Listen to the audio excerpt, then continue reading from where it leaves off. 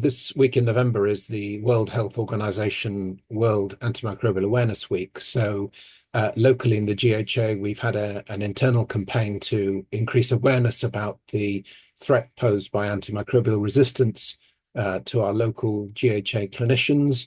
And that has included focusing on the importance of diagnostics, doing tests to identify bacterial pathogens and what antibiotics work against them, to focus on using antibiotics only when they're needed and not to prescribe them when they're unnecessary.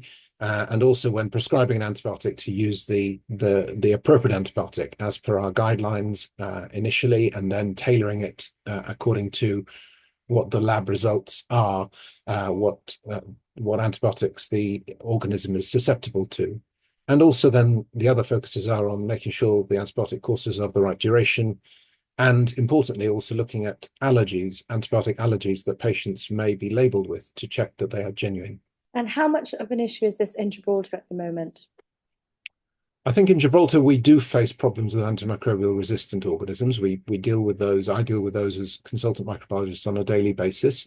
I think that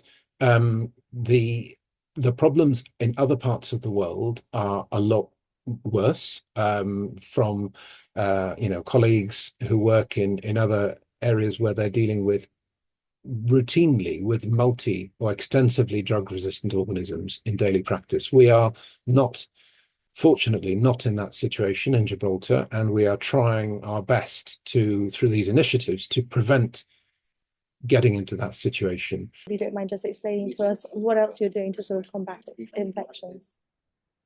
Yeah, so one of the main threads this World Antibiotic Awareness Week has been to stress the importance of using diagnostic tests to try and prove a bacterial infection or disprove it. And then if you have a bacterial infection, then to show what antibiotics are effective against the bug you're treating. So we have some tests that we might do by the patient's bedside or in the consultation, so-called point of care tests. Or there are tests that we use our diagnostic laboratory, microbiology laboratory, to help us with. And we have some new analytical methods in the lab that allow for more rapid identification of bacteria that enable us to target antibiotic treatment a lot earlier for patients and use more precise antibiotics, which have less of a bystander effect on the rest of our microbiome and help prevent the development of resistance.